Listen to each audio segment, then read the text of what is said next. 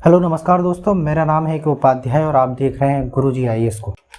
हम पॉलिटी की सीरीज में बात कर रहे हैं राष्ट्रपति की इस वीडियो से पहले हम 3 वीडियो कवर कर चुके हैं, जिसमें हमने देखा था कि राष्ट्रपति की क्या योग्यताएं होनी चाहिए, उनको शपथ कौन दिलाता है, कौन व्यक्ति राष्ट्रपति बन सकता है, ठीक है, किस प्रकार से राष्ट्रपति अन्य व्यक्तियों की नियुक्ति करता है, इस बात का जिक्र हम कर चुके हैं।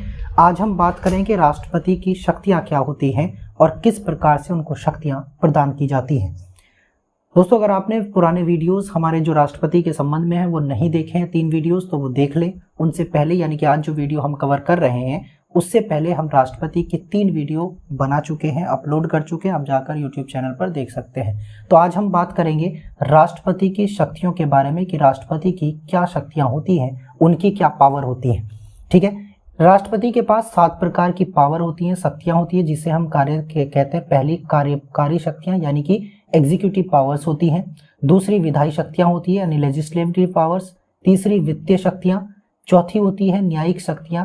5वीं है कूटनीतिक शक्तियां यानी कि डिप्लोमेटिक पावर्स। सैन्य शक्तियां होती हैं और आपातकालीन शक्तियां होती हैं। इनके अलावा क्षमादान शक्ति भी राष्ट्रपति के पास होती है। इस वीडियो में हम इन सभी शक्तियों को विस्तार से पढ़ने का प्रयास करेंगे।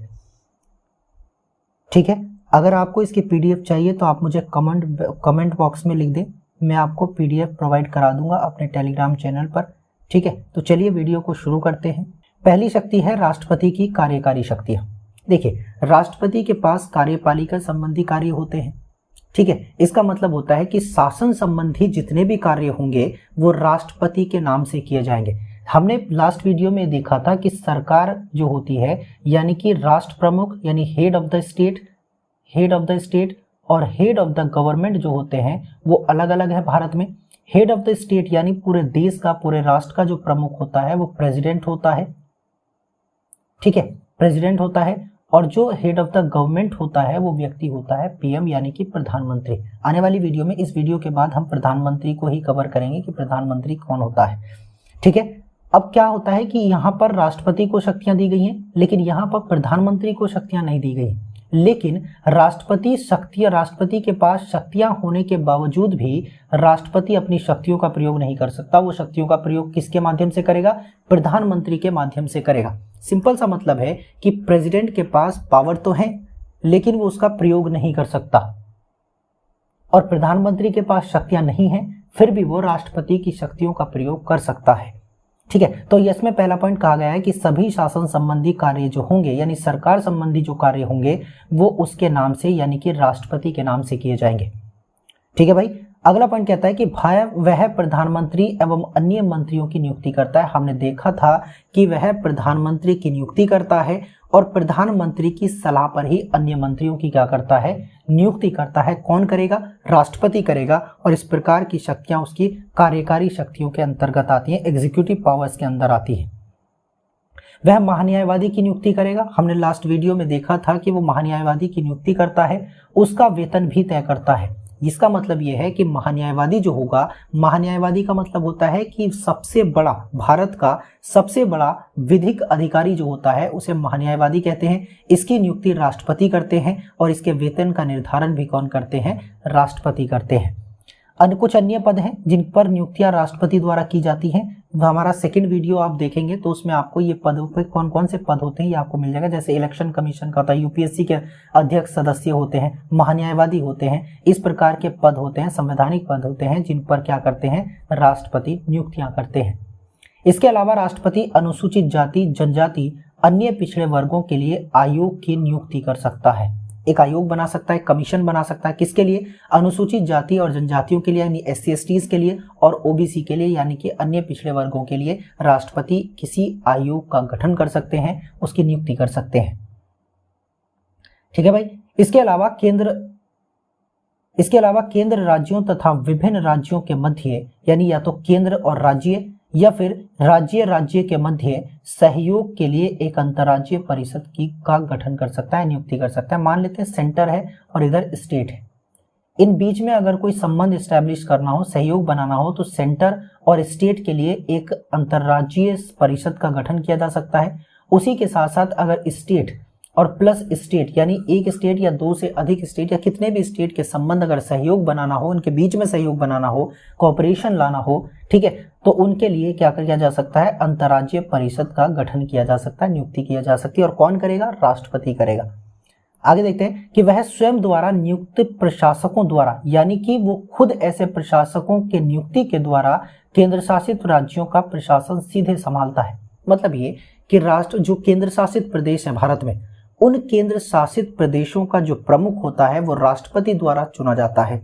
या तो उनमें ये छूट दी गई है, जो यूटीज होती हैं उन यूटीज में या तो राष्ट्रपति स्वयं अपने माध्यम से वहां का शासन चलाए, या फिर किसी व्यक्ति को नियुक्त करे कि भाई जाओ आप यूटी में जाएंगे और वहां के कार्य का संचालन करेंगे। ये राष्ट्रपति की शक्ति होती है। इसके अलावा किसी भी क्षेत्र को अनुसूचित क्षेत्र घोषित कर सकता है। राष्ट्रपति क्या कर सकता है, अनुसूचित क्षेत्र घोषित कर सकता है किसी भी क्षेत्र को, ये भी उसकी कार्यपालिकी की या फिर कार्यकारी शक्तियों में आती है।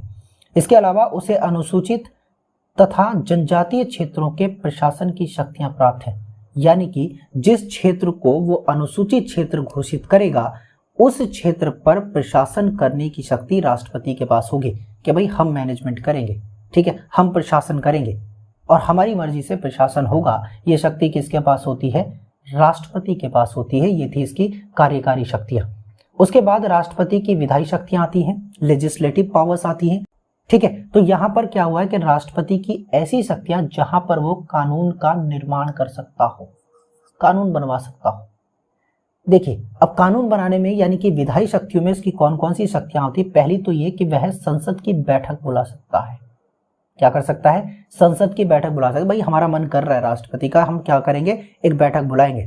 और उसके अलावा कुछ समय के लिए उसे स्थगित भी कर सकता है कि भाई अब हमारा मन नहीं है काम करने का, आप इतने समय के लिए स्थगन कर दो इसका, और इतने समय वापस आएंगे और बैठेंगे, ठीक है। तो यानी कि मतलब ये कि संसद की बैठक बुला सकता है और उसकी समाप्ति भी कर सकता है। ये उसकी लेजिस्लेटिव पावर के अंतर्गत आता है। लोकसभा को विघटित करने का अधिकार इसका होता है। देखिए यहां पर संसद में, यानी कि अगर मैं पार्लियामेंट की बात करूं तो पार्लियामेंट में दो सदन है, एक है लोकसभा और एक है राज्यसभा। राज्यसभा क्या है, अपर हाउस है, और लोकसभा है लोअर हाउस, ठीक है। लोकसभा का विघटन किया जा सकता है और राज्यसभा को विघटित नहीं किया जा सकता, ये परमानेंट होती है, ठीक है। इसीलिए कहा गया कि लोकसभा को विघटित करने का अधिकार किसके पास है, राष्ट्रपति के पास है, और ये उसकी विधायी शक्तियों के अंतर्गत आता है। संसद के संयुक्त अधिवेशन को बुला सकता है। संयुक्त अधिवेशन मतलब ज्वाइंट कमेटी बुला सकता है। मान लेते हैं कि संसद, देखिए हमने लास्ट क्लास में भी ये जिक्र किया था कि जो भी विधेयक बनता है, यानी कि जो बिल बनता है या कानून बनता है, तो सबसे पहले एक बिल लाया जाता है, एक विधेयक लाया जाता है। वो या तो लोअर हाउस में आएगा या फिर कहां पर जाएगा, अपर हाउस में जाएगा। अगर वो इसके बाद यानी दोनों से पारित होने के बाद वो अगले सदन में जाता है। अगर पहला सदन उसका लोअर हाउस है तो आगे जाएगा वो अपर हाउस में, और अगर उसका पहला सदन लोअर हाउस है यानी कि क्या है, अपर हाउस है, तो अब ये जाएगा लोअर हाउस में, और उसके बाद ये जाएगा प्रेसिडेंट के पास। क्लियर हुआ, कहां जाएगा, प्रेसिडेंट के। ये पूरी की पूरी प्रक्रिया है किसी भी कानून बनने की। अब क्या किया गया कि प्रत्येक यानी संयुक्त अधिवेशन, मान लेते हैं कोई बिल लाया गया और इस बिल में इन दोनों सदनों में क्या हो गया, गतिरोध उत्पन्न हो गया, यानी कि कॉन्फ्लिक्ट हो गया। ये पास ही नहीं कर रहे हैं कोई विधेयक, कहा जा रहा है कि भाई पास कर दो, बोल रहे हैं कि नहीं करेंगे। अब किया तो क्या किया जाए, तो यहां पर राष्ट्रपति को एक अधिवेशन बुलाने की एक छूट दी गई। ये कहा गया कि भाई अगर कोई ये दोनों सदन जो मान लोकसभा और राज्यसभा है, अगर किसी विधेयक को पारित नहीं कर पा रहे हैं तो इन दोनों की आप ज्वाइंट कमेटी बुलाइए, यानी दोनों को इकट्ठा बुलाइए, ठीक है। हम इन्हें क्या करेंगे, दोनों को इकट्ठा बुलाएंगे, और इकट्ठा में ही जब ये सारे लोग इकट्ठा हो जाएंगे हम इनसे वोटिंग कराएंगे कि भाई बताओ क्या मामला है, क्यों नहीं कर रहे हो। तो यहां पर संयुक्त अधिवेशन यानी कि ज्वाइंट कमेटी बुलाने का अधिकार है, किसको है, प्रेसिडेंट को है।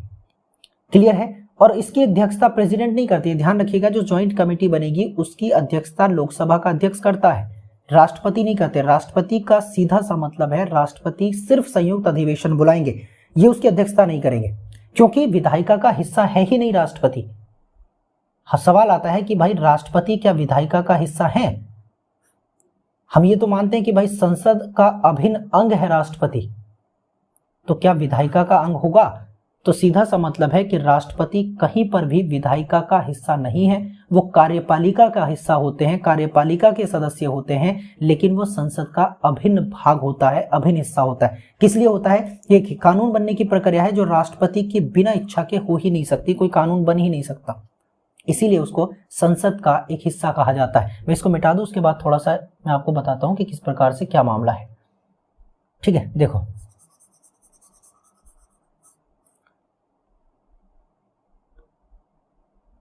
आ जाइए वापस।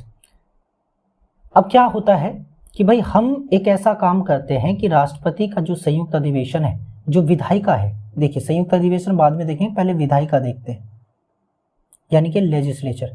विधायिका दो लोगों से मिलकर बनती है, एक तो लोकसभा प्लस राज्यसभा, इनका जो मिश्रित रूप है वो क्या है? विधायिका है, लेजिस्लेचर है। ठीक है, अब इसी का यानी कि इसी का एक भाग अंश संसद है, जिसको हम कहते हैं संसद। या तो हम लोकसभा राज्यसभा लिखें या संसद लिखें, एक ही बात है, क्योंकि संसद के ही दो सदन है, लोकसभा और राज्यसभा। अब संसद किनसे मिलकर बनती है? संसद जो मिलकर बनेगी वो विधायिका से मिलकर बनेगी, विधायिका प्लस राष्ट्रपति। विधायिका मतलब लोकसभा प्लस राज्यसभा। तो ये तय है कि विधायिका का हिस्सा राष्ट्रपति नहीं होते हैं, बल्कि वो संसद के अभिन्न अंग होते हैं, जिसके आधार पर किसी भी कानून की परिकल्पना की ही नहीं जा सकती। ठीक है, यानी किसी भी आधार पर राष्ट्रपति की सहमति के बिना कोई भी बिल या विधेयक कानून नहीं बन सकता, इसीलिए उसे संसद का अभिन्न हिस्सा माना जाता है। ठीक है, आगे क्या कहा गया? प्रत्येक नए चुनाव के बाद, कब? प्रत्येक नए चुनाव के बाद और प्रत्येक वर्ष संसद के प्रथम अधिवेशन को संबोधित करता है।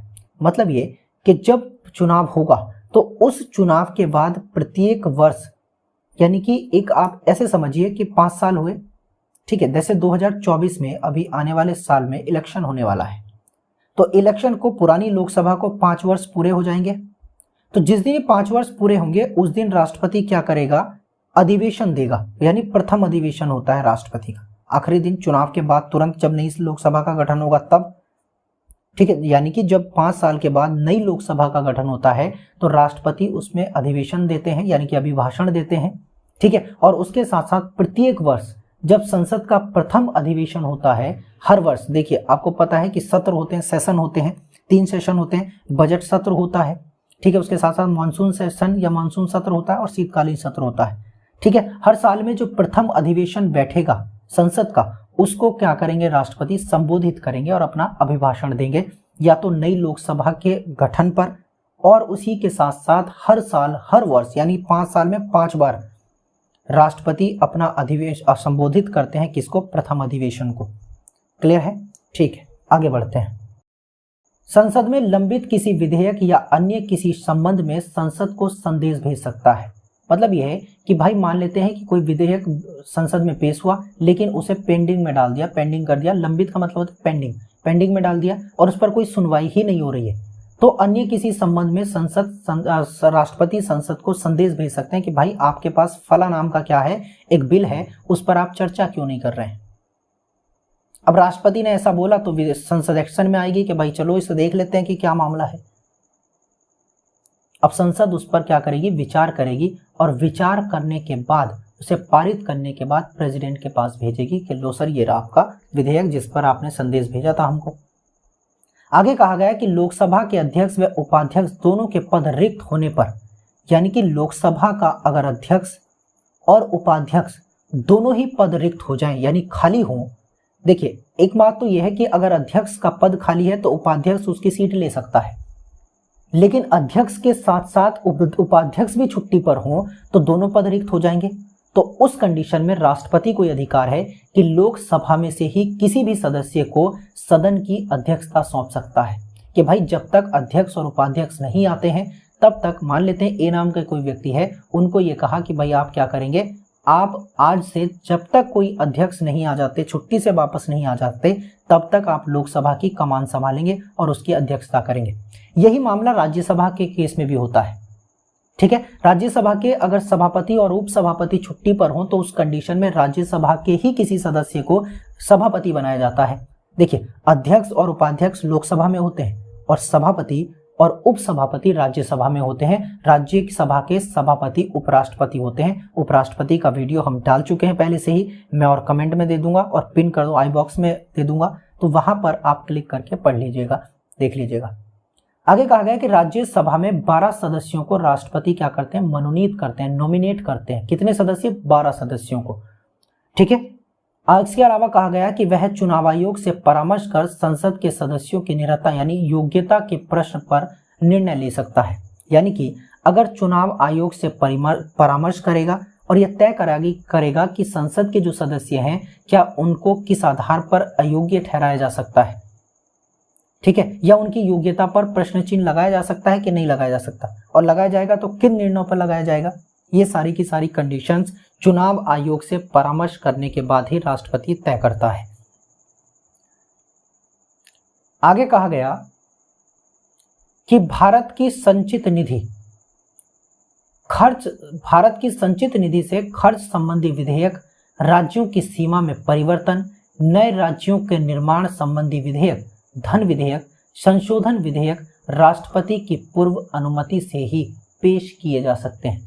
मान लेते हैं कि अगर संचित निधि, कंसोलिडेट फंड जो होता है, अगर उसमें क्यों, एक संचित निधि क्या है, मतलब सरकार का जहां पर खजाना रखा हो, एक ऐसा फंड जहां पर सरकार के सारे पैसे जमा हो, अगर उसके खर्च से संबंधित यानी उससे अगर पैसा निकालना हो, उससे खर्च करने से संबंधित विधेयक लाना हो तो राष्ट्रपति की पूर्व अनुमति चाहिए होती है।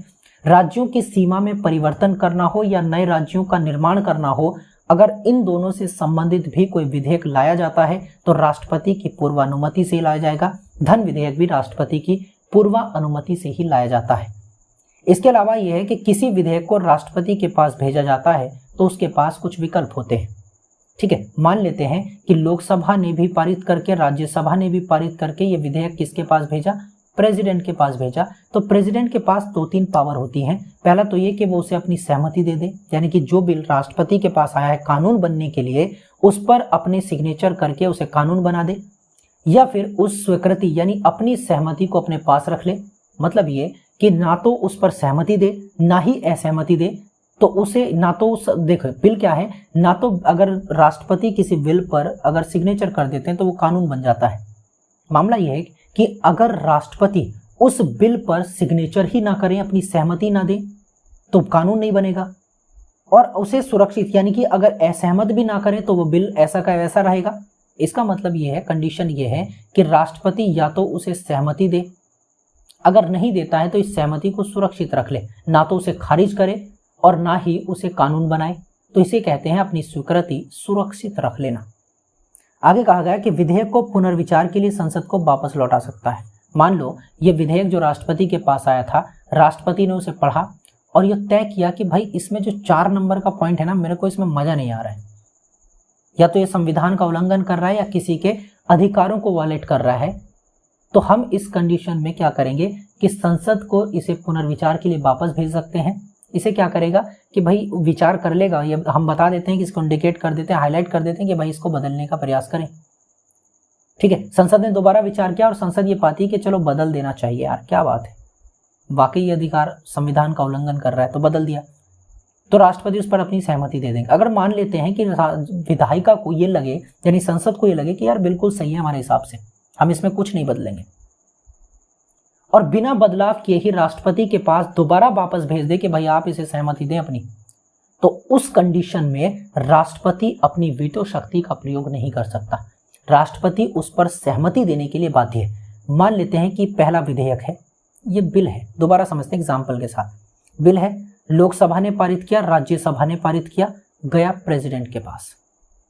ये पहली कंडीशन, यानी इन दोनों ने पारित करने के बाद बिल भेजा प्रेसिडेंट के पास। प्रेसिडेंट ने समीक्षा की, पढ़ा और पाया कि 4 नंबर का जो पॉइंट है इसको बदला जाना चाहिए। तो राष्ट्रपति के पास क्या पावर है कि उसे पुनर्विचार के लिए वापस लौटा दे। देखिए, राष्ट्रपति को इसमें बदलाव करने की अधिकारिता नहीं है। राष्ट्रपति इस विधेयक में बदलाव नहीं कर सकता। अगर उसे बदलाव करवाना हो तो वो वापस पुनर्विचार के लिए किसको भेजेगा, लोकसभा राज्यसभा यानी संसद को भेजेगा।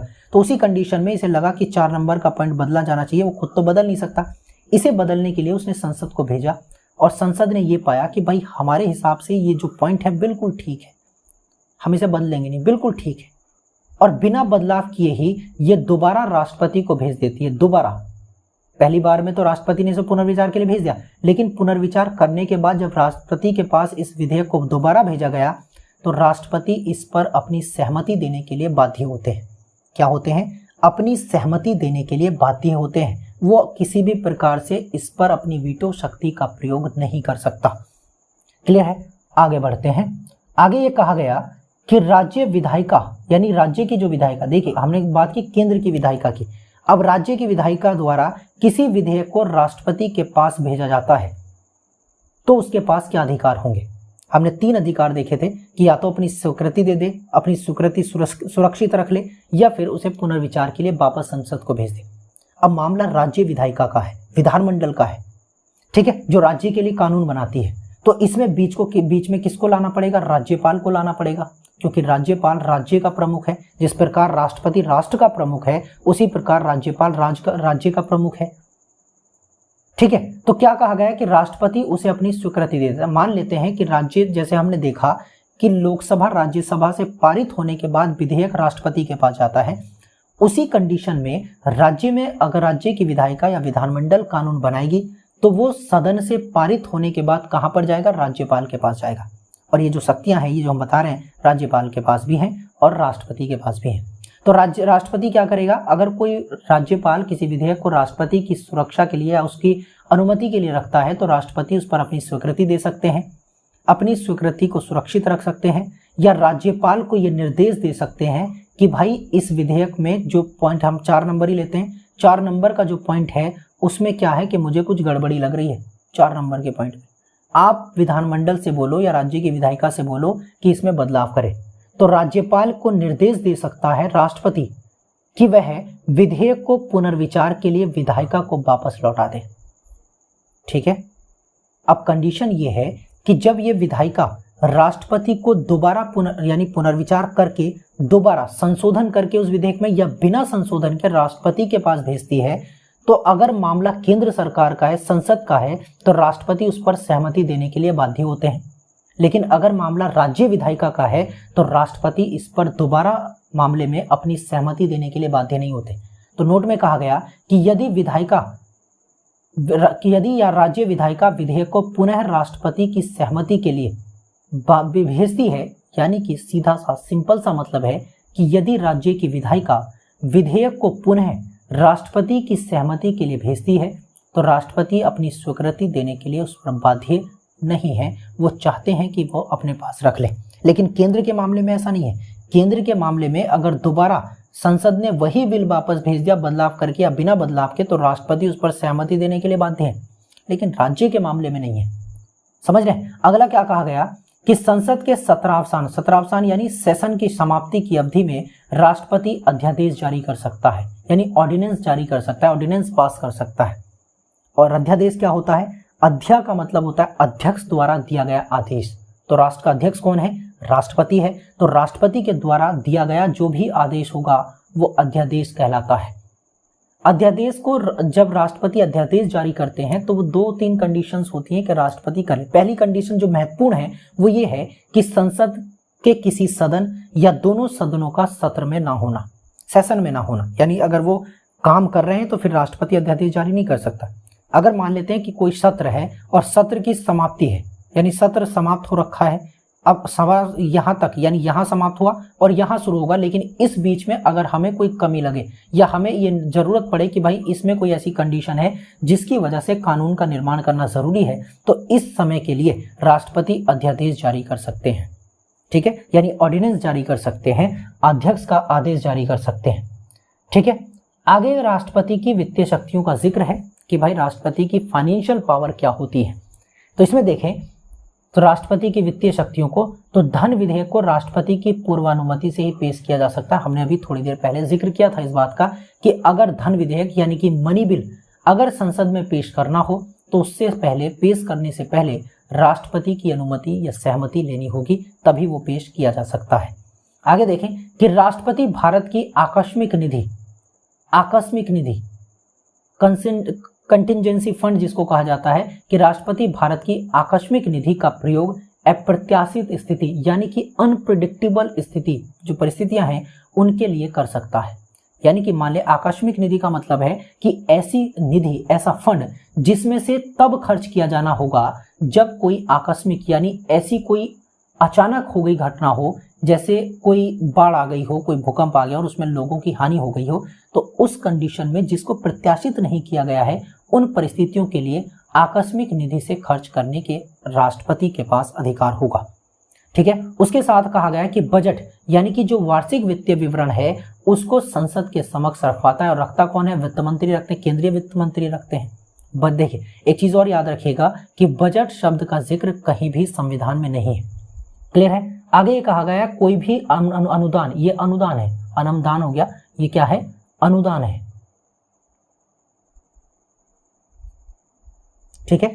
कोई भी अनुदान की मांग राष्ट्रपति की सिफारिश के बिना नहीं की जा सकती। अनुदान यानी ग्रांट। अगर किसी भी राज्य को या किसी भी मंत्रालय को ग्रांट चाहिए, अनुदान चाहिए, तो वो राष्ट्रपति से सिफारिश करेगा। राष्ट्रपति की सिफारिश के आधार पर ही या उसकी सिफारिश के द्वारा ही क्या किया जाएगा? अनुदान की मांग की जा सकती है। ये थी राष्ट्रपति की वित्तीय शक्तियां। ठीक है। अब आते हैं न्यायिक शक्तियों पर यानी कि जुडिशियल पावर पर। जुडिशियल पावर क्या है कि भाई सर्वोच्च न्यायालय के मुख्य न्यायाधीश एवं अन्य न्यायाधीशों की नियुक्ति राष्ट्रपति द्वारा की जाती है।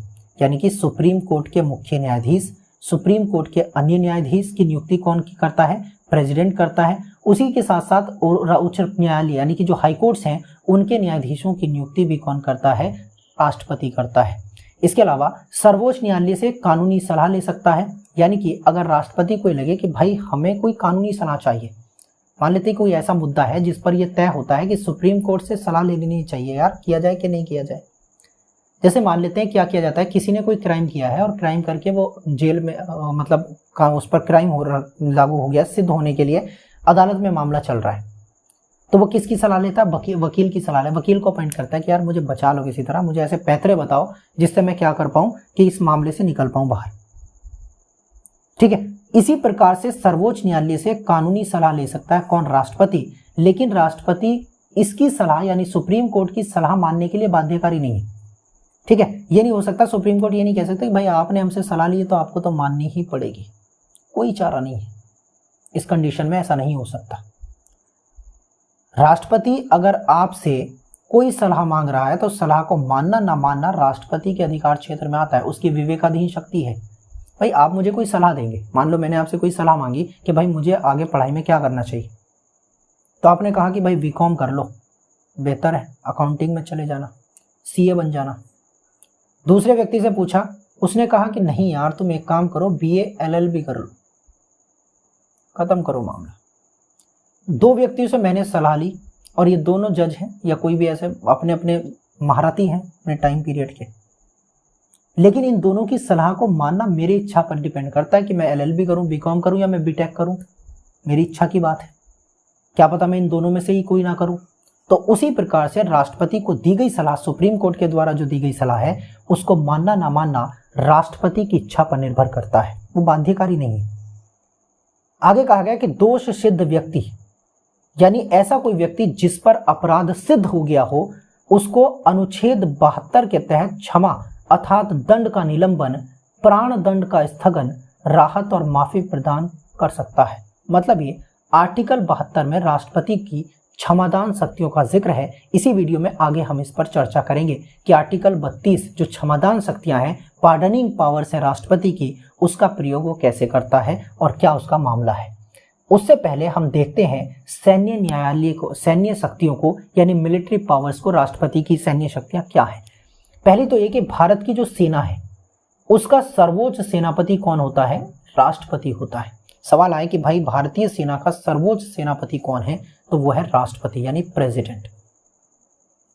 उसी के साथ ये कहा गया कि तीनों सेनाओं के प्रमुखों की नियुक्ति भी राष्ट्रपति करता है। हमारे पास कितनी सेना है? जल सेना है, थल सेना है और वायु सेना है। इन तीनों सेनाओं के प्रमुख भी होते हैं और इन तीनों प्रमुखों की नियुक्ति कौन करता है? प्रेसिडेंट करता है। ये उसकी सैन्य शक्तियों के अंतर्गत आता है। इसी के साथ साथ संसद की अनुमति से, किसकी अनुमति से? पार्लियामेंट यानी संसद की अनुमति से वह किसी युद्ध की घोषणा कर सकता है और युद्ध की समाप्ति की घोषणा कर सकता है, लेकिन अपनी मर्जी से नहीं, वो संसद से सलाह लेकर ही युद्ध की घोषणा या युद्ध की समाप्ति की घोषणा करता है। ठीक है, समझे? ये थी उसकी क्या, मिलिट्री पावर्स। लेकिन अब जो छठे नंबर की शक्तियां हैं वो है आपातकालीन शक्तियां या इमरजेंसी पावर्स। देखिए, इमरजेंसी पावर को हम यहाँ पर ज्यादा डिटेल में नहीं जाएंगे, फिर जानेंगे कि कौन कौन सी आपातकालीन है, कौन कौन से आपातकाल हैं। उसके बाद से एक वीडियो में अलग से आपातकाल पर लेकर आऊंगा, जिसमें हम राष्ट्रीय आपातकाल की बात करेंगे, राष्ट्रपति शासन की बात करेंगे और उसी के साथ साथ वित्तीय आपातकाल की बात करेंगे। ठीक है, ये तीनों की तीनों शक्तियां राष्ट्रपति के पास हैं। आपातकालीन शक्तियां, अगर राष्ट्रीय इमरजेंसी लगानी हो तो राष्ट्रपति लगाएगा, राष्ट्रपति शासन लगाना है तो राष्ट्रपति लगाएगा, वित्तीय आपातकाल लगाना है तो राष्ट्रपति लगाएगा। राष्ट्रीय आपातकाल यानी कि नेशनल इमरजेंसी आर्टिकल 352 में है, राष्ट्रपति शासन यानी कि स्टेट इमरजेंसी या प्रेसिडेंशियल रूल ये आर्टिकल 356 में है। उसी प्रकार से वित्तीय आपातकाल यानी कि फाइनेंशियल इमरजेंसी वो आर्टिकल 360 में है। ठीक है, चलिए आगे बढ़ते हैं और जानते हैं राष्ट्रपति की वीटो शक्तियों की। देखिए, हमने ये देखा था कि राष्ट्रपति जब कानून बनता है, यानी कि कोई भी संसद या विधायिका कानून बनाती है तो एक बिल पेश किया जाता है, वो लोकसभा या राज्यसभा में जाता है और उसके बाद ये प्रेसिडेंट के पास जाता है। जब ये बिल पारित होने के बाद, यानी दोनों सदनों से पारित होने के बाद राष्ट्रपति के पास पहुंचता है, तो राष्ट्रपति के पास कुछ वीटो पावर्स होती हैं, वीटो शक्तियां होती हैं। क्या है वे वीटो शक्तियां?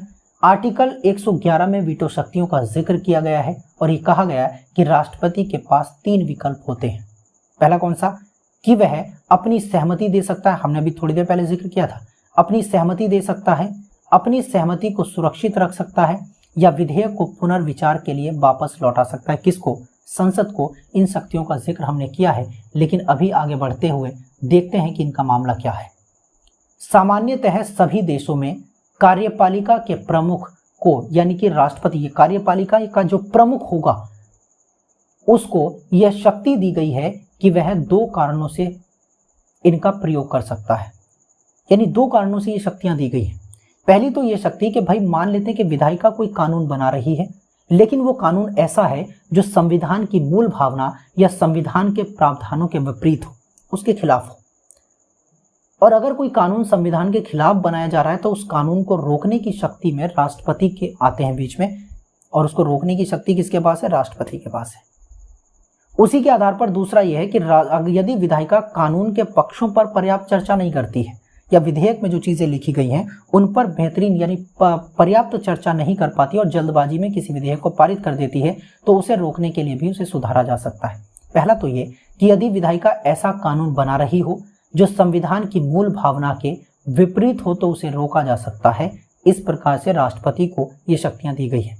दूसरा है कि यदि विधायिका ने कानून के कुछ पक्षों पर पर्याप्त चर्चा ना की हो और जल्दबाजी में उसे पारित करके राष्ट्रपति के पास भेज दिया गया हो, तो उसे सुधारने के लिए भी राष्ट्रपति अपनी वीटो शक्तियों का प्रयोग कर सकता है। कारण समझ में आया क्यों लाए गए थे? एक तो जल्दबाजी में कोई कानून ना बने, इस प्रकार से ये शक्तियां दी गई हैं। दूसरा ये कि कोई कानून संसद विधायिका जो कानून बनाने की अधिकारिता रखती है वो संविधान की मूल भावना या संविधान के प्रावधानों के विपरीत कोई कानून ना बना दे।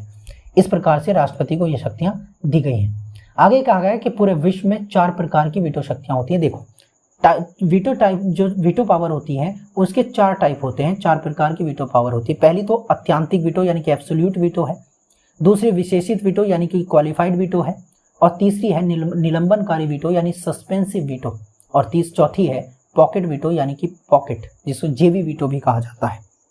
ठीक है, इसमें क्या मामला है? सबसे पहले जानते हैं अत्यांतिक वीटो को। इसमें कहा गया कि राष्ट्रपति विधेयक को अपने पास सुरक्षित रख लेता है। हमने देखा था 3 चीजें। ठीक है, और ये भी तय है कि इसमें सीधे स्पष्ट तौर पर भारत में ये 3 वीटो, एक तो ये वाली जो अत्यांतिक वीटो है, निलंबनकारी वीटो और पॉकेट वीटो, यही प्रयोग की जाती है 3। ये चौथी वीटो जो है विशेषित वीटो, ये भारत के मामले में नहीं है। ठीक है, तो यहाँ पर देखा गया कि राष्ट्रपति विधेयक को अपने पास सुरक्षित रख सकता है। हमने जिक्र किया था अभी क्यों रखता है। इसके अलावा कहा गया कि इसका प्रयोग सरकारी एवं गैर सरकारी सदस्यों दोनों के विधेयकों के संदर्भ में किया जा सकता है। ठीक है, सरकारी विधेयक भी के संबंध में भी वीटो पावर प्रयोग की जा सकती है और जो गैर सरकारी होता है उसके संबंध में भी। विशेषित वीटो को जान लेते हैं, भारत में तो है नहीं लेकिन फिर भी देख लेते हैं। इसका प्रयोग अमेरिका के राष्ट्रपति द्वारा किया जाता है, भारत के राष्ट्रपति के द्वारा नहीं।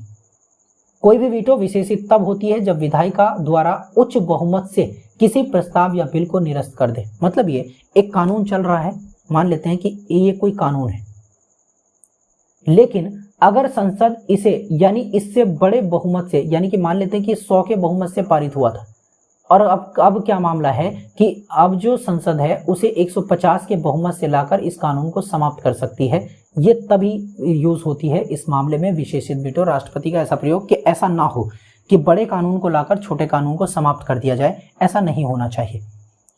निलंबनकारी वीटो, सस्पेंसिव वीटो में क्या कहा गया कि इसके द्वारा विधेयक संसद को पुनर्विचार के लिए लौटाया जाता है, हम पढ़ चुके हैं। धन विधेयक के मामले में इस वीटो शक्ति का प्रयोग नहीं किया जा सकता।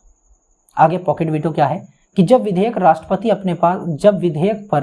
अपने पास रख ले, यानी जब विधेयक को राष्ट्रपति अपने पास रख लेता है तभी ये उसे वीटो शक्ति कहा जाता है। वीटो शक्ति के अंदर है कि भाई अब क्या करेगा कि कोई विधेयक आया, राष्ट्रपति को लगा छोड़ो यार कोई मामला नहीं, तो वो उसे अलमारी में रख देगा, बचाओ अपने जेब में रख दिया, जब हमारा मन करेगा तब हम देखेंगे इसको, ठीक है। तो भारतीय राष्ट्रपति के पास इसे रोके रखने के लिए कोई समय निर्धारित नहीं किया गया है। मतलब ये कि कोई कानून मेरे पास आया बनने के लिए, अपनी मान लेते हैं कि कोई कानून मेरे पास सहमत होने के लिए आया, सहमति लेने के लिए आया, ठीक है। कोई कानून आया मेरे पास कि भाई संसद ने भेजा कि इस पर आप क्या करें, अपनी सहमति दें, लेकिन मेरा मन नहीं है, मैं नहीं रखता, तो मैं इसे क्या कर लूंगा, अपनी जेब में रख लूंगा, और जब तक मेरा मन चाहे तब तक, 1 साल 2 साल 3 साल कोई दिक्कत नहीं है। लेकिन अमेरिका के मामले में ऐसा नहीं है।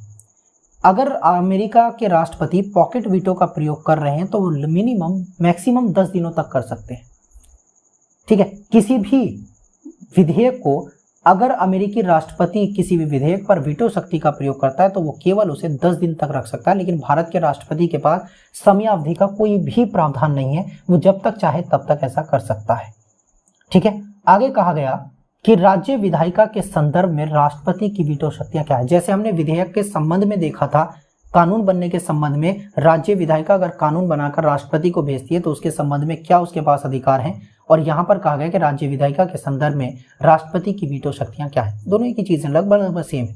राज्यपाल के पास अनुच्छेद 200 के तहत निम्न विकल्प होते हैं।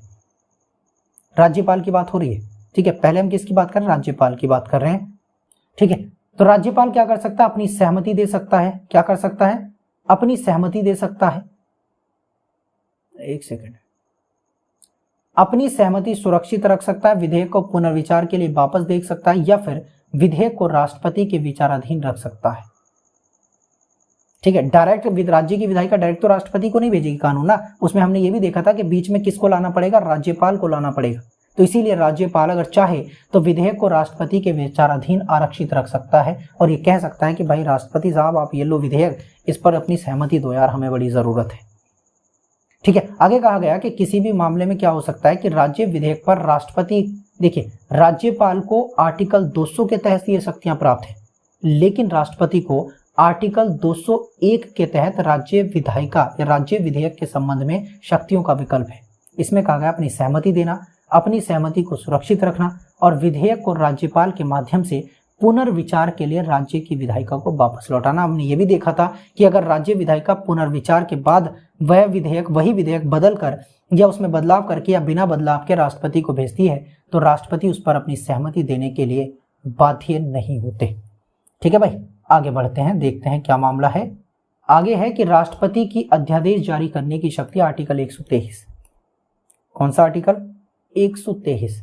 और अध्यादेश कब जारी किया जाता है, जब हमने देखा कि संसद के सत्र, एक सत्र या दोनों ही संसद, यानी संसद के जो ये सदन है, लोकसभा राज्यसभा, अगर इनमें से एक या दोनों अगर ये सत्र में नहीं है, काम यानी छुट्टी पर गए हुए हैं, तो उस कंडीशन में उस दौरान राष्ट्रपति अध्यादेश जारी करते हैं। सिंपल सा मतलब समझिए यार, कि मान लेते हैं कि आज ये कोई दिन है, यहां पर संसद समाप्त हो गई, मतलब ये कि छुट्टी पर चली गई, सत्र समाप्त हो गया। अब आगे 2 महीने के बाद सत्र शुरू होना है, 2 महीने के बाद, यानी यहां पर।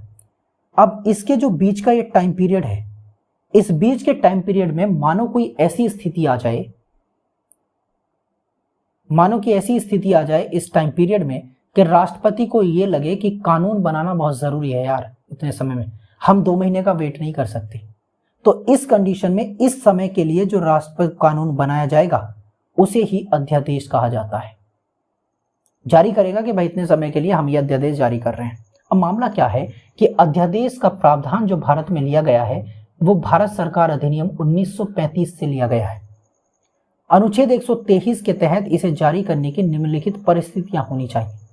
अध्यादेश राष्ट्रपति कब जारी करेगा यह आर्टिकल 123 में बताया गया है, और यह परिस्थितियां हैं कि यदि विधि निर्माण की तत्काल आवश्यकता हो, यदि कानून बनाने की तत्काल आवश्यकता हो और संसद छुट्टी पर हो तो उस कंडीशन में राष्ट्रपति अध्यादेश जारी कर सकते हैं।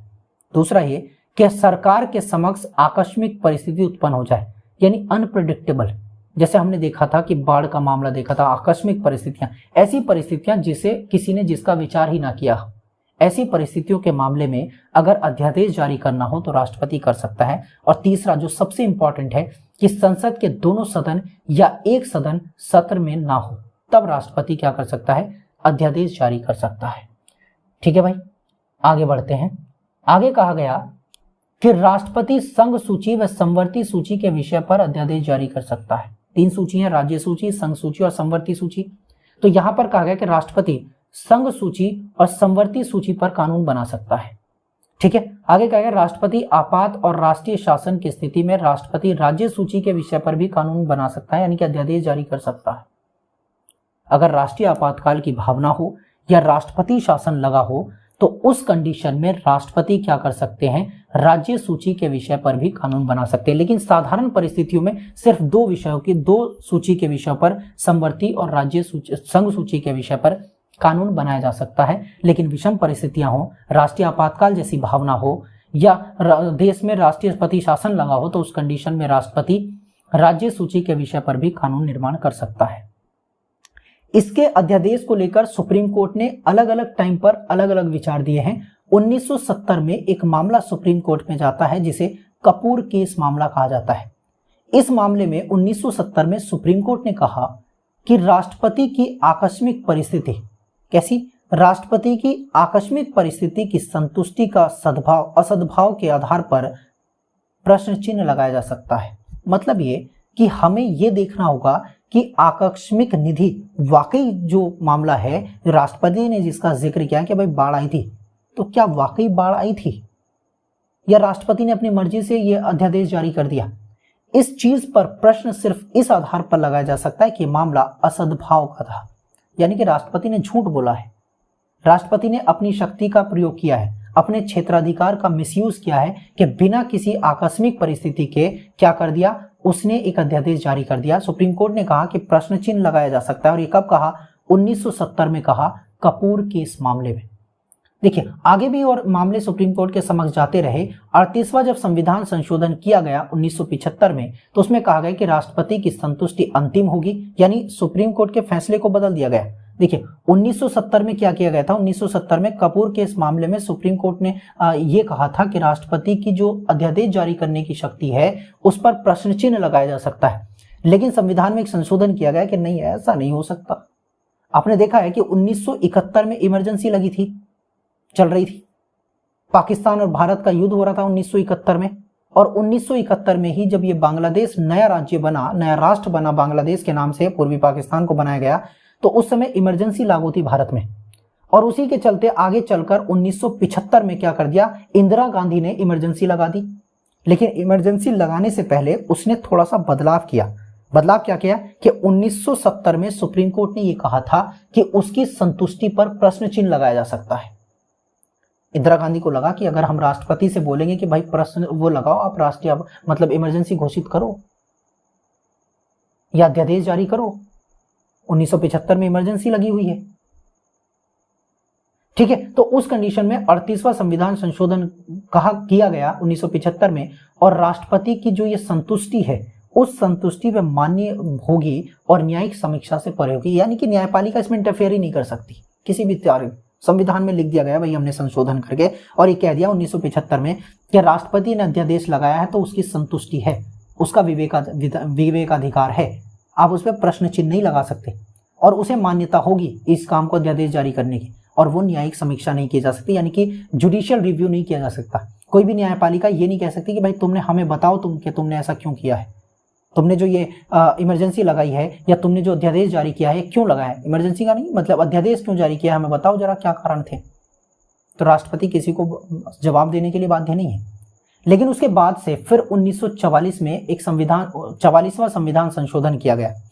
और कब किया था? 1978 में किया 44वां संविधान संशोधन। 1977 में इमरजेंसी हट गई थी, यानी कि दो इमरजेंसी, एक 1971 से चली हुई आ रही थी और एक 1975 में जो इमरजेंसी लगाई गई, ये दोनों इमरजेंसी एक साथ 1977 में समाप्त हुई। और 1978 में एक संविधान संशोधन किया गया, 44वां संविधान संशोधन, जिसमें ये इस प्रकार का उपबंध समाप्त कर दिया गया और ये कह दिया गया कि यह प्रावधान किया गया कि राष्ट्रपति की संतुष्टि को सद्भाव के आधार पर न्यायिक चुनौती दी जा सकती है। यानी कि 1970 का जो फैसला था सुप्रीम कोर्ट का, उसको फिर से लागू किया गया और इस बार संविधान में लिख कर किया गया, ना कि बोलकर। क्लियर हुआ? आगे जो 1987 में एक मामला सुप्रीम कोर्ट के पास जाता है, डीसी वाधवा का मामला 1987 में, और इस मामले में सुप्रीम कोर्ट ने कहा कि अध्यादेश की भाषा बदले बिना, यानी कि अगर राष्ट्रपति ने एक बार अध्यादेश जारी कर दिया और दोबारा उस अध्यादेश को जारी करना हो तो उसे या तो उसमें बदलाव करना होगा, उसकी भाषा बदलनी होगी, ठीक है, तभी वो जाकर आगे लागू किया जा सकता है। इसका मतलब देखते हैं 1987 के डीसी वाधवा मामले में उच्चतम न्यायालय ने क्या कहा कि अध्यादेश की भाषा बदले बिना तथा विधानसभा द्वारा अध्यादेश के संदर्भ में विधेयक पारित किए बिना यदि इसका पुनः प्रकाशन होता है तो यह असंवैधानिक माना जाएगा।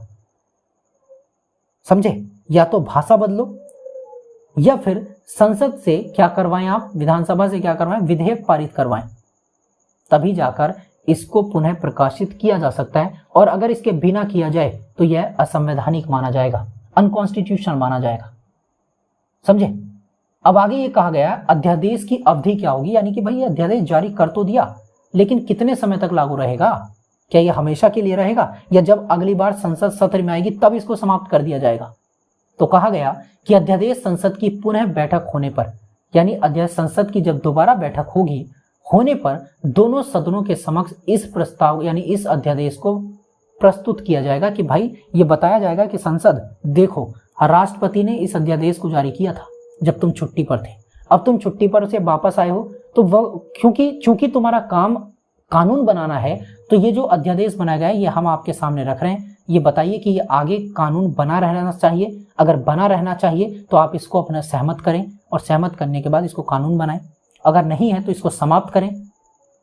लेकिन संसद के पास एक और भी अधिकार है कि उसे बिना विचार के ही वापस रख ले, यानी रख ले बस, कोई चक्कर नहीं, हम इस पर कोई सहमति देंगे नहीं, हम इस पर कोई विचार करेंगे नहीं, सुरक्षित रख ले अपने पास, जैसे राष्ट्रपति किसी विधेयक को संसद के रख ले, यहां बदला कर लेगा। संसद का जब विधेयक राष्ट्रपति के पास जाता था तो राष्ट्रपति के पास भी अधिकार है कि भाई या तो उसे सहमति दे दे, ठीक है, सहमति ना दे तो उसे सुरक्षित रख ले या फिर पुनर्विचार के लिए वापस लौटा दे। उसी प्रकार की शक्तियां अध्यादेश पर संसद को दी गई है कि भाई पहली बात तो ये कि जब हम वापस लौट कर आएंगे तो हमारी अनुपस्थिति में तुमने किस कानून को लागू किया था वो कानून हमें बताओ। अब राष्ट्रपति बताएगा, प्रस्तुत उसके समक्ष रखेगा, ठीक है। अब उसके बाद ये कहा गया कि चलो हम समक्ष तो रख दिया आपने, अब इस पे विचार करना या ना करना, सहमति देना ना देना हमारा काम है।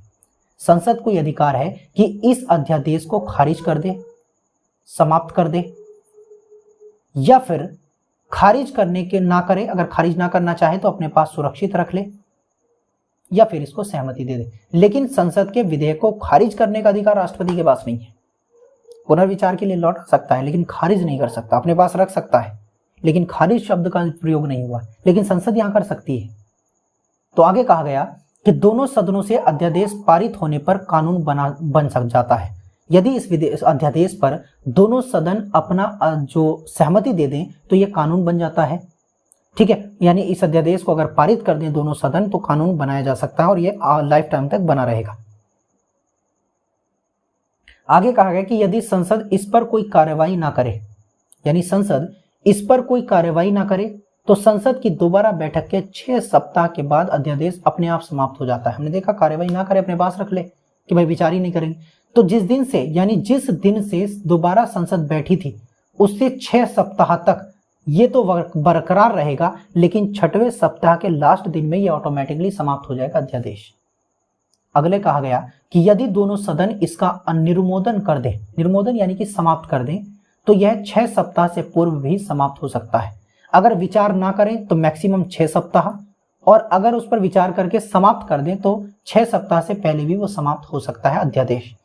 ठीक है भाई, बहुत बढ़िया, समझ में आ रहा है भाई?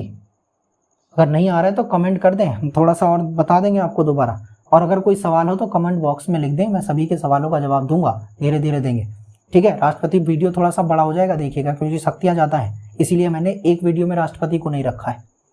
आगे देखते हैं कि यदि संसद के दोनों सदनों की बैठक अलग अलग तिथि में बुलाई जाती है, मान लेते हैं कि आज बुला लिया किसको, लोकसभा को, और 10 दिन के बाद बुला लिया किसको, राज्यसभा को, तो ये कहा गया कि यदि संसद के दोनों सदनों की बैठक अलग अलग तिथि में बुलाई जाती है तो ये 6 सप्ताह वाली जो अवधि है ये बाद वाली तिथि से गिनी जाएगी, यानी कि यहां से आज से नहीं गिनी जाएगी। जब दूसरा सदन लगेगा 10 दिन के बाद, तब से इस अवधि को गिना जाएगा, तब से 6 सप्ताह माना जाएगा, ना कि पहली वाली बैठक से। समझ गए? आगे कहा गया कि अध्यादेश की अधिकतम अवधि 6 माह होती है। कितनी? 6 माह होती है, तथा संसद की मंजूरी ना मिलने पर 6 सप्ताह की होती है। क्लियर? आगे देखो, यदि कोई अध्यादेश सभापटल पर रखने से पूर्व ही समाप्त हो जाता है, यदि कोई अध्यादेश सभापटल यानी सभा में रखने से पहले ही समाप्त हो जाता है, तो उसके अंतर्गत जो किए गए कार्य हैं वो अवैध नहीं माने जाएंगे, वो प्रभावी रहेंगे और वैलिड रहेंगे। जैसे ऐसा समझिए कि राष्ट्रपति पर अगर महाभियोग लगता है और राष्ट्रपति को महाभियोग के द्वारा हटा दिया जाए, तो उसके द्वारा जो किए गए कार्य हैं वो असंवैधानिक या अवैधानिक नहीं माने जाते, वो अवैध नहीं माने जाते, वो वैध रहते हैं, प्रभावी रहते हैं। उसी तरीके से अध्यादेश में के द्वारा किए गए जो कार्य होंगे वो वैध और प्रभावी माने जाएंगे, उसको समाप्त नहीं किया जा सकता। ठीक है, अब आता है मामला आर्टिकल 72 का, जो राष्ट्रपति की क्षमादान शक्तियों का जिक्र करता है। ठीक है, संविधान के अनुच्छेद 72 द्वारा राष्ट्रपति को यह शक्ति दी गई है कि वह निम्न अपराध के लिए दोषी करार किए गए व्यक्ति की सजा को क्षमा कर दे, यानी माफ कर दे उसे। पहला तो ये कि संघीय विधि के विरुद्ध अगर दंडित किया गया, संघीय यानी कि संविधान के विरुद्ध, या जो राष्ट्र है, जो देश है, जो भारत है, भारत के कानून के विरुद्ध अगर उसे दंडित किया गया है तो उसे क्षमादान करने की शक्ति किसके पास है? राष्ट्रपति के पास है। सैन्य न्यायालय द्वारा अगर उसे दंडित किया गया है तो भी उसे क्षमा किया जा सकता है। और अगर किसी व्यक्ति को मौत की सजा दी गई है, डेथ सेंटेंस दिया गया है, तो उस व्यक्ति को भी क्षमा करने का अधिकार किसके पास है? राष्ट्रपति के पास है। जानते हैं इन विधियों के बारे में कि भाई ये जो क्षमादान शक्तियां हैं, कितने प्रकार की क्षमादान शक्तियां हैं। ठीक है, तो राष्ट्रपति की जो पार्डनिंग पावर्स है, राष्ट्रपति की पार्डनिंग पावर्स 5 प्रकार की हैं। पहली तो लघुकरण यानी कि कम्यूटेशन, दूसरा है परिहार यानी रिमिशन, तीसरा है रेस्पाइट, और चौथा है प्रविलंबन यानी कि रिप्लीव इसे कहा जाता है, और उसके बाद है क्षमा यानी कि पार्डन। अब लघुकरण क्या है? ये सजा में बदलाव के तरीके हैं। लघुकरण किया जाएगा, परिहार किया जाएगा, विराम दिया जाएगा, प्रविलंबन किया जाएगा या क्षमा किया जाएगा। अब राष्ट्रपति अगर किसी की सजा में लघुकरण का प्रयोग करता है तो उसका मतलब होता है कि सजा की प्रकृति में को बदलना। सजा की प्रकृति कैसी बदली जाएगी? मान लेते हैं कि किसी व्यक्ति को मृत्युदंड दिया गया है, उदाहरण है मृत्युदंड दिया गया है, तो उसके मृत्युदंड को बदलकर कठोर कारावास में परिवर्तित कर देना, ये होता है सजा की प्रकृति। यानी किसी व्यक्ति को अगर कठोर सजा दी गई है तो उसकी साधारण और सिंपल सभा में बदलने का काम क्या है? यही कहलाता है क्या? लघुकरण। उसके बाद परिहार है। परिहार का मतलब है कि सजा की मात्रा को बदलना, प्रकृति को नहीं। यानी परिहार में सिर्फ सजा में कमी की जा सकती है, उसकी प्रकृति नहीं बदली जा सकती। जैसे उदाहरण देखें कि 2 वर्ष के कठोर कारावास को 1 वर्ष के कठोर कारावास में बदलना, यानी कि यहाँ पर प्रकृति चेंज नहीं हो, नेचर चेंज नहीं हो रहा है। कठोर सजा है तो कठोर ही हो रही है, लेकिन उसके टाइम पीरियड को कम किया गया है। ठीक है, आगे कहा गया विराम क्या है? तो विशेष परिस्थितियों की वजह से सजा में को कम करना। कुछ विशेष, जैसे मान लेते हैं कोई दिव्यांग है, कोई विकलांग है, या उसके आधार पर कोई महिला है, महिला की गर्भावस्था है, महिला गर्भावस्था में, तो उसकी सजा को कम किया जा सकता है, ये था विराम। और प्रविलंबन क्या है? यानी कि किसी दंड को कुछ समय के लिए टालने की प्रक्रिया।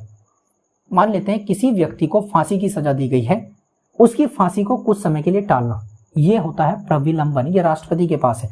मान लेते हैं कि किसी व्यक्ति को एक्स नाम के व्यक्ति को फांसी की सजा दी गई है, वो चाहता है कि यार मुझे फांसी तो हो जाएगी, लेकिन मैं चाहता हूं कि मैं अपनी बहन की शादी देख के जाऊं, 4 दिन के बाद है, तो वो राष्ट्रपति से ये गुहार लगा सकता है, एक पार्डन यानी कि क्षमा, जो मर्सी पिटिशन होती है वो डाल सकता है राष्ट्रपति को, कह सकता है कि मेरी जो फांसी की सजा है उसको कुछ समय के लिए टाल दो, क्योंकि मेरी बहन की शादी है, मैं उसके बाद ही मरना चाहता हूं।